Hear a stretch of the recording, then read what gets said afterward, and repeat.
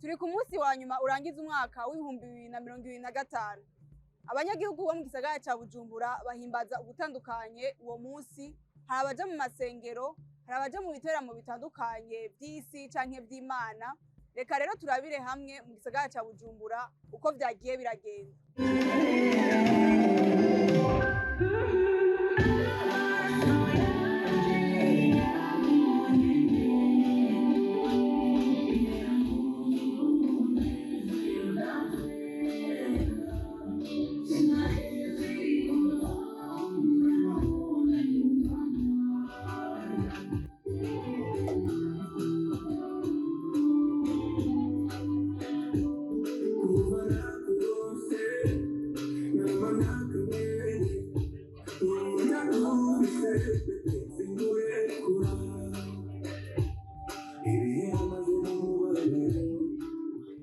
Turigiye c'isaha 4:15 hano mu gisagara ca Bujumbura kuri Place de l'Indépendance, aho abantu bava mu mpinga itandukanye baza guhimbaza umwaka mushasha. Hari igitaramo gitunganije n'abarantown DJs citwa Take Off kiza kuba uno munsi.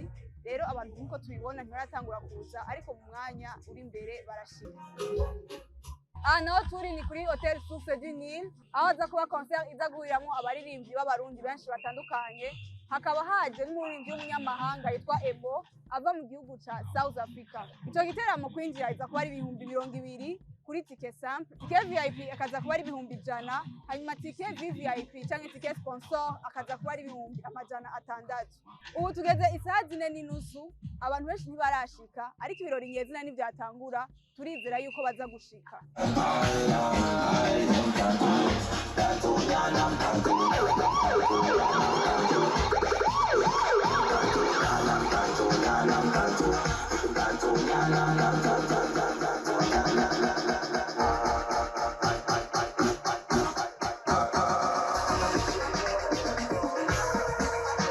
DJ aka the Scratch Master.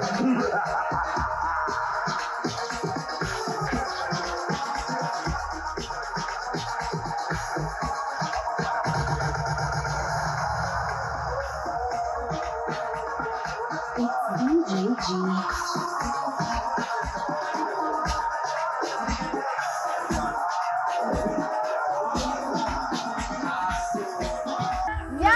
Bakozi ba Look Media, umwaka mushasha umwe wese aherereye ndabaramutse nirakoze hose Negrita turiko turatembera turaba ukuntu umwaka mushasha abantu biteguriye kuwakira.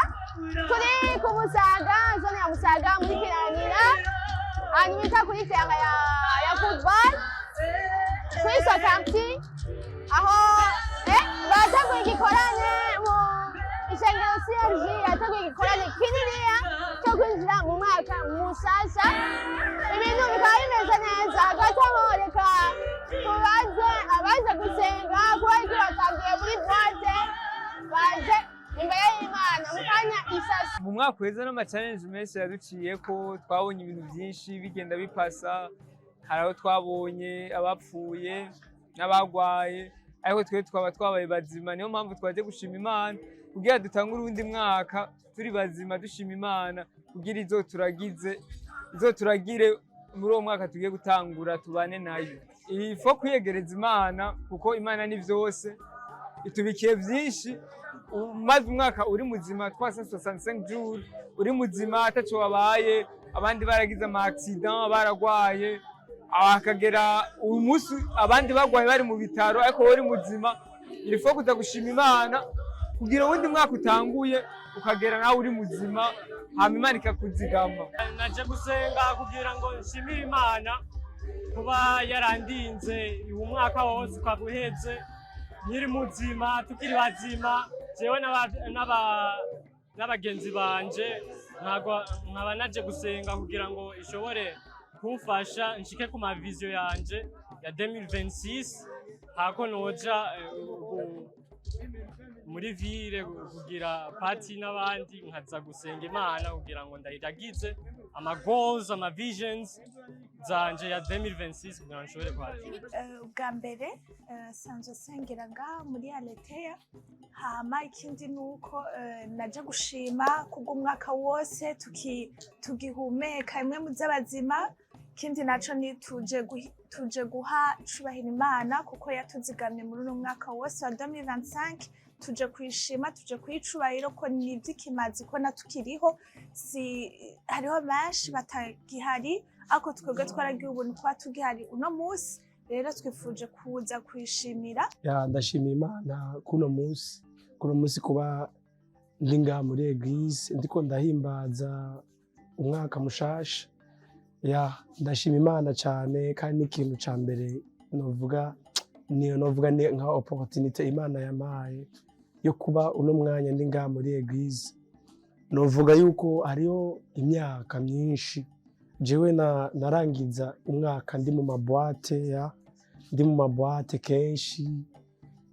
Ndibuka yuko navayo mbabaye kenshi, nkavayo naraye mu bintu nkataha meze nabi, ariko uno mwaka ndashima Imana yuko ndawurangirije muri eglise. Ico ni ikintu ca mbere noshimira Imana, kubona yamaye ako karyo ko kurara ndiko ndahimbaza Imana. Sobasha tutumusa usimu umwami wacu ijambo rimubwiye umwami Yesu yagushimiye ubuntu tukira urukundo rwawe